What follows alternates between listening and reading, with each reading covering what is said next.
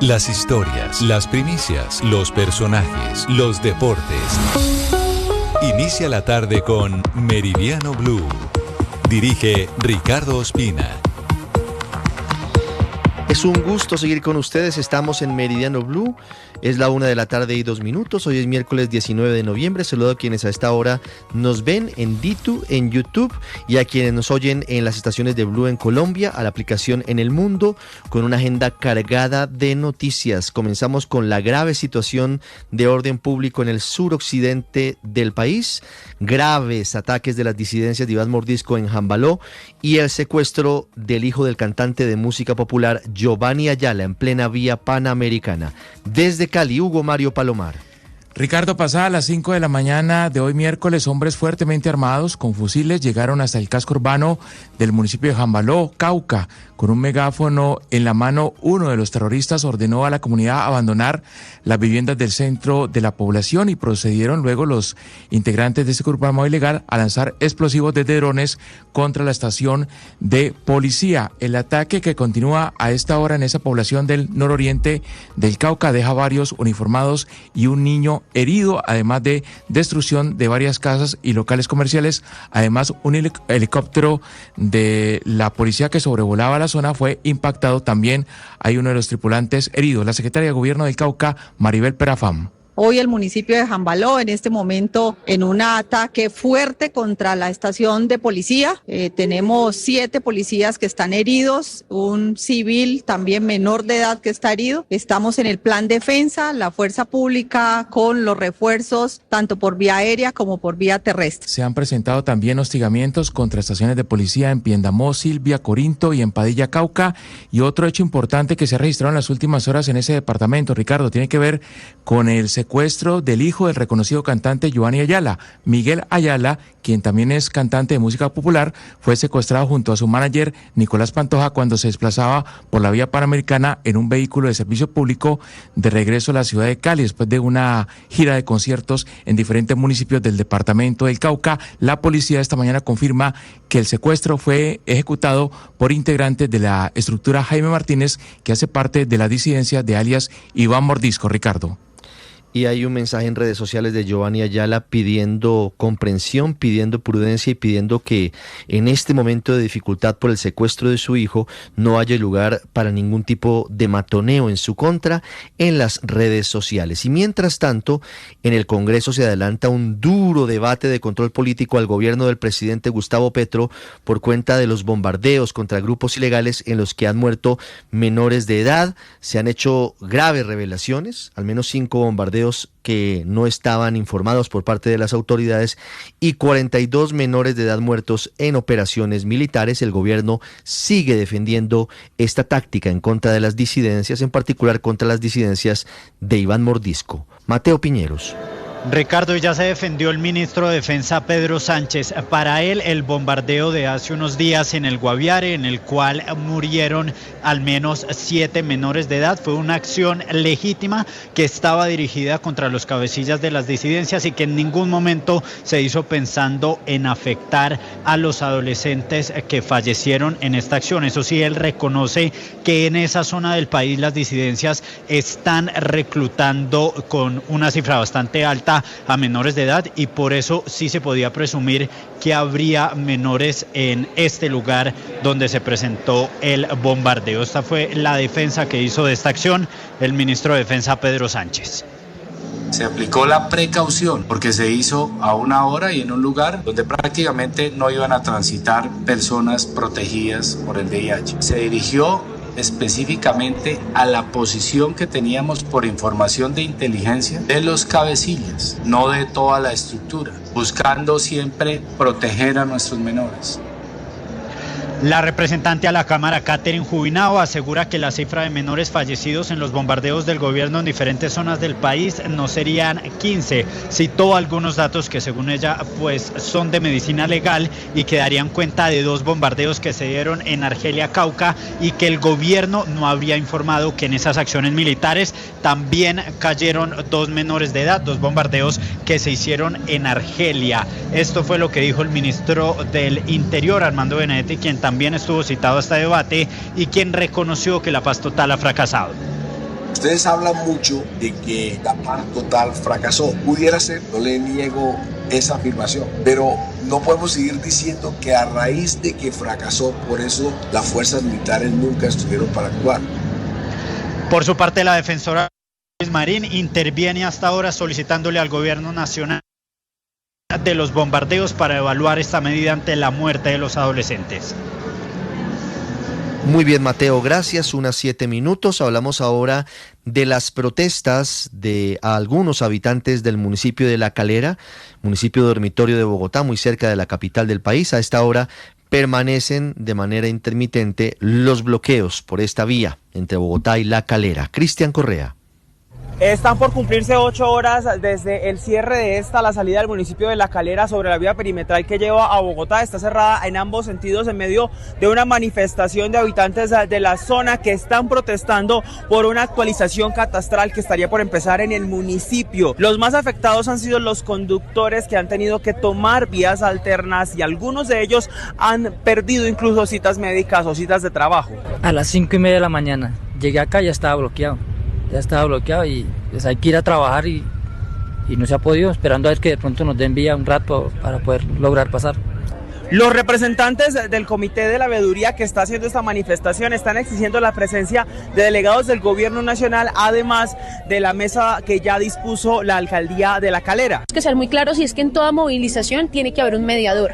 ¿Quién es ese mediador? El secretario de gobierno, el personero municipal, y aquí no está la personería. A través de la Secretaría de Gobierno, la Alcaldía de La Calera ha insistido y continúa insistiendo en que se abra por lo menos este paso de manera intermitente, especialmente para las personas que están desde las 5 de la mañana estacionadas a ambos lados del bloqueo. Es que esa es la situación crítica que hasta ahora se vive en la vía entre Bogotá y La Calera. Cristian, gracias. 9 minutos. Marcela Peña, ¿ya hay respuesta de los empresarios a la solicitud de las centrales obreras de un incremento del salario mínimo para el año entrante en al menos 142.000 pesos? Pues Ricardo, mire, ni siquiera se han instalado las mesas de negociaciones y ya los sindicatos anunciaron que irán por mínimo un aumento del 10%, es decir, que el salario mínimo en Colombia superaría el 1,5 millones de pesos sin incluir el subsidio de transporte. La directora del Observatorio MIPYME de ACOPI, Rosmero Quintero, pide que la discusión se dé con responsabilidad y entendiendo que cualquier decisión puede impactar la informalidad del empleo y de las empresas. Está demostrado históricamente que a mayor salario o porcentaje de determinación de salario mínimo, eso termina afectando la inflación y le quita poder adquisitivo a los trabajadores. Este viernes, Ricardo, hay una primera reunión de la mesa tripartita con el objetivo de definir el cronograma de negociaciones de este año. El presidente Gustavo Petro ha dicho en varias oportunidades que quiere cerrar su gestión con un aumento sustancial del salario mínimo. Estamos a 12 días exactamente de la instalación de esa mesa de concertación salarial, Marcela. 1:10 minutos. A esta hora, si usted está en Bogotá, tenga en cuenta que hay manifestaciones y bloqueos por parte de algunos estudiantes de la Universidad Distrital en la sede Bosa, calle 52 Sur con carrera 95, también en la sede de la Macarena, es decir, la de la avenida Circunvalar, adelantico de la calle 26, y en la sede tecnológica, donde hay bloqueos en la avenida Villavicencio con la avenida Gaitán Cortés. Hablamos de las tragedias por cuenta del invierno. La más reciente ocurrió en Tarazá, Antioquia. Murió víctima de un deslizamiento de tierra un niño de apenas 3 años de edad. Héctor Santamaría en Medellín.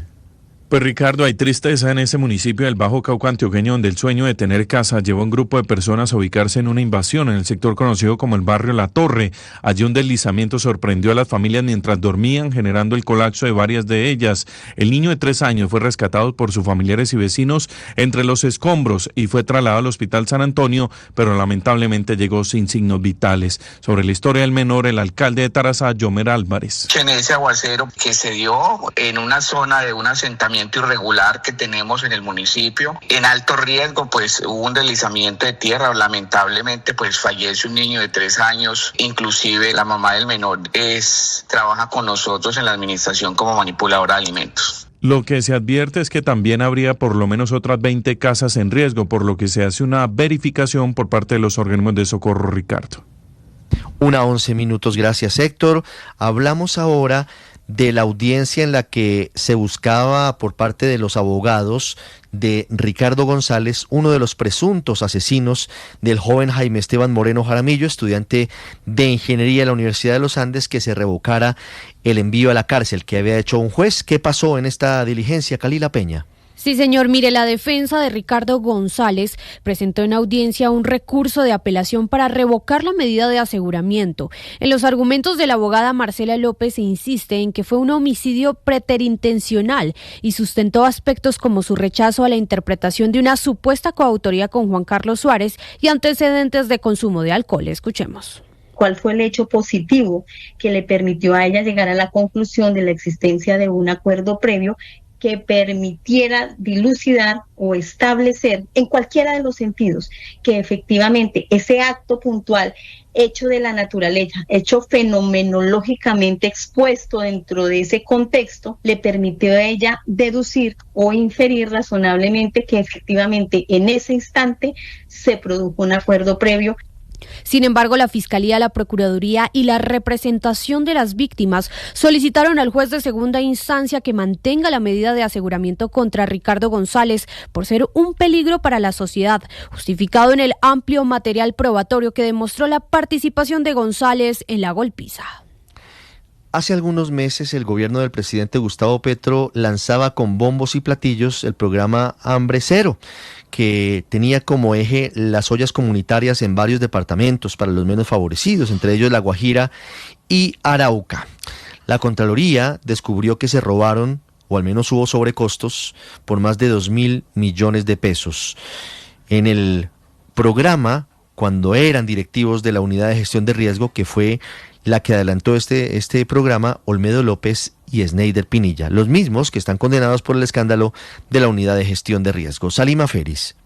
La Contraloría General detectó presuntos sobrecostos e irregularidades en contratos del programa Hambre Cero ejecutados por la UNGRD en 2023. La investigación revisó los soportes de contratación, facturas y bases de datos de beneficiarios, pero evidenció graves vacíos en la documentación. El Contralor General de la República, Carlos Hernán Rodríguez. Apertura 2 procesos de responsabilidad fiscal contra directivos de la Unidad Nacional de la Gestión de Riesgo y Desastres por presuntas irregularidades y posibles daños al patrimonio público. En La Guajira, el proceso se relaciona con un contrato de más de 5.240 millones para suministrar alimentación a 700 personas, donde se identificaron sobrecostos por 1.000 millones de pesos. En Arauca, el contrato para atender a 6.200 beneficiarios con una inversión cercana a 9.200 millones presentó sobrecostos por 1.064 millones de pesos. Los procesos apuntan como presuntos responsables fiscales al entonces director de la UNGRD, Olmedo López, y al ex subdirector Sneider Pinilla por posible daño al patrimonio público.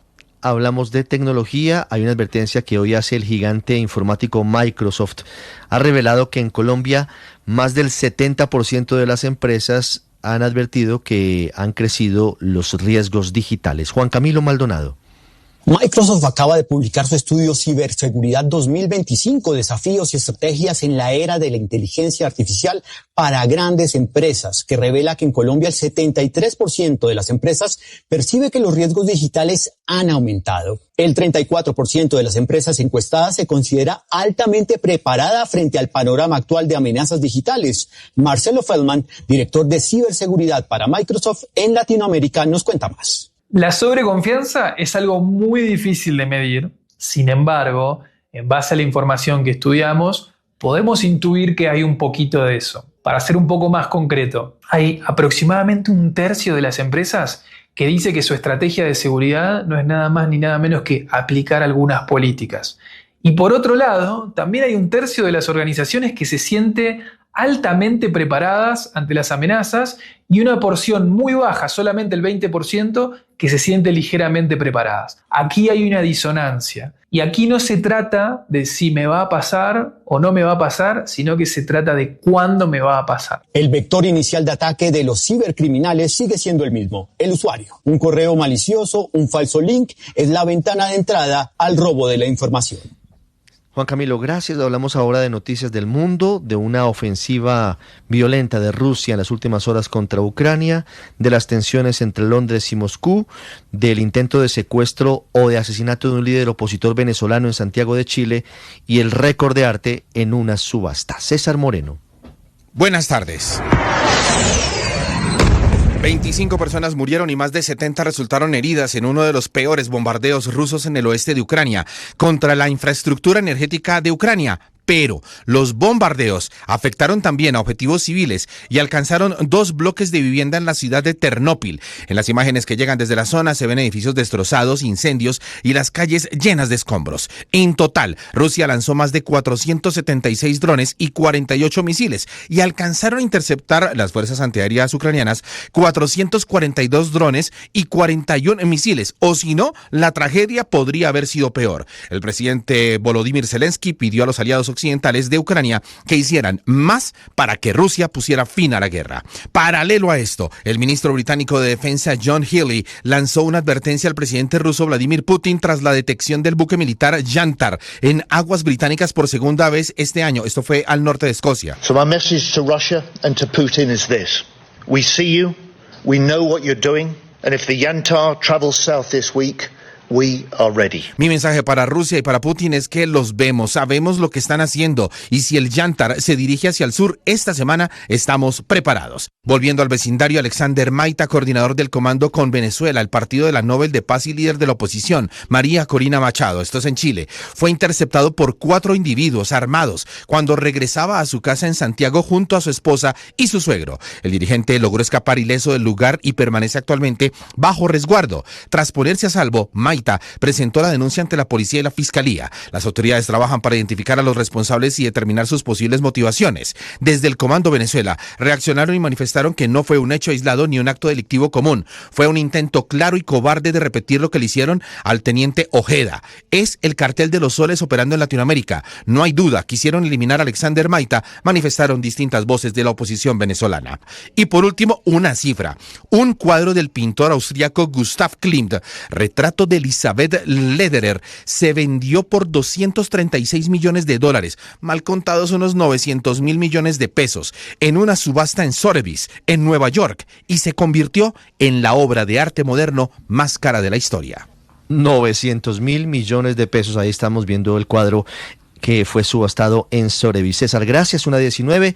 Y en deportes, el abrebocas Octavio, buenas tardes, con el comienzo de los cuadrangulares semifinales del fútbol colombiano y con los ecos de la doble fecha de preparativos, de partidos preparatorios rumbo al Mundial de la selección colombiana de fútbol. Hola Richie, con las buenas tardes y el saludo para todos. Hablaremos precisamente de eso, también de la Copa Mundial, porque ayer, más allá del amistoso de Colombia en los Estados Unidos, el Mundial empieza a definir sus clasificados y hay 2 países muy llamativos que ya tienen su cupo asegurado a la Copa del Mundo. Hablaremos de los 2 partidos que se van a jugar hoy en los cuadrangulares finales del fútbol en Colombia, uno en Barranquilla, el otro en Bucaramanga. Por supuesto, todos los detalles acá en Minutos en los deportes en Meridiano Blue.